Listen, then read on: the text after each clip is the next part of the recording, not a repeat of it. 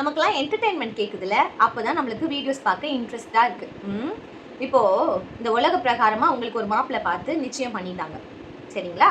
நிச்சயம் பண்ணி ஒரு 6 மாதத்துக்கு அப்புறம் கல்யாணம்னு சொல்கிறாங்க. நீங்கள் என்ன பண்ணுவீங்க? அந்த மாப்பிள்ளையோட பேசி புரிஞ்சு அறிஞ்சு அவர் கூட போய் வாழ்கிறதுக்கு ரெடி ஆவீங்க. அவரை நீங்கள் என்ன பண்ணுவீங்க? நேசிக்க ஆரம்பிப்பீங்க இல்லைங்களா? அதுதான் ப்ரொசீஜர். வேறு யார் கூடயாவது போயிட்டு என்டர்டெயின் பண்ணிட்டு இருப்பீங்களா? வேறு யார் கூடயாவது போய் என்கேஜ்டாக இருப்பீங்களா? ஆல்ரெடி ஒருத்தர் கூட என்கேஜ் ஆகிட்டீங்கன்னா அவர் கூட தான் நீங்கள் என்கேஜ்டாக இருப்பீங்க, கரெக்டா? வேறு யார் கூடயும் போக மாட்டீங்க, வேறு யார் கூடயும் பேச மாட்டீங்க, அவரோட தான் நீங்கள் இணைஞ்சிருப்பீங்க. அது மாதிரி நமக்கு ஏசப்பாவோட ரட்சிக்கப்பட்டிருக்கோம், அவரோட ஐக்கியம் ஆகி நமக்கு நிச்சயம் ஆயிருக்கு.